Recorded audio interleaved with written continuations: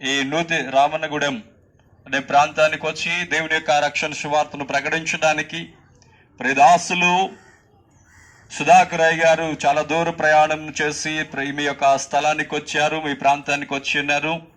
దేవుడు మన ఎడల కలిగి ఉన్నటువంటి ప్రణాళిక, దేవుడు మన ఎడల కలిగి ఉన్నటువంటి దయను చూపించడానికి ఇదిగో ఆయన మన కొరకు ప్రాణం పెట్టినటువంటి గొప్ప దేవునిగా మనకు కనబడుతూ ఉన్నారు. అయితే ఆ దేవుని మీకు పరిచయం చేయడానికి, ఆ దేవుని గురించి యొక్క సువార్తను మీకు చెప్పడానికి ఈ ప్రాంతానికి వచ్చి ఉన్నాం. దయచేసి జ్ఞాపకం చేసుకోండి, అర్థం చేసుకోండి.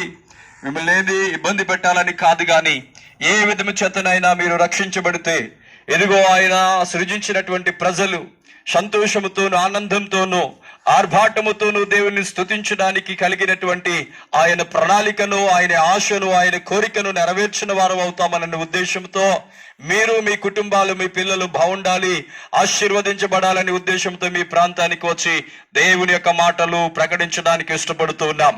దయచేసి కొద్దిసేపు మీ సమయాన్ని మా కొరకు వెచ్చించాలని, లేకపోతే ఈ మాటలు వినబడుతున్నటువంటి ఈ దూరవాణి ద్వారా వింటున్నటువంటి ఈ మాటలు మీరు కొద్దిసేపు ఆలకించాలని ప్రేమతో తెలియచేస్తూ మన మధ్యలో ఉన్నటువంటి దైవ సేవకులు ఆ రాజ్యంపాలెం ఆ ప్రాంతంలో పరిచర్య చేస్తూ ఇదిగో సువార్తను తెలియచేయడానికి మన మధ్యలో ఉన్నటువంటి ఎస్ఏ పాస్టర్ గారు మీకు 2 మాటలు చెప్పాలని ఆశపడుతూ ఉన్నాము. దైవ సేవకులు 2 మాటలు సువార్తను తెలియజేస్తారు.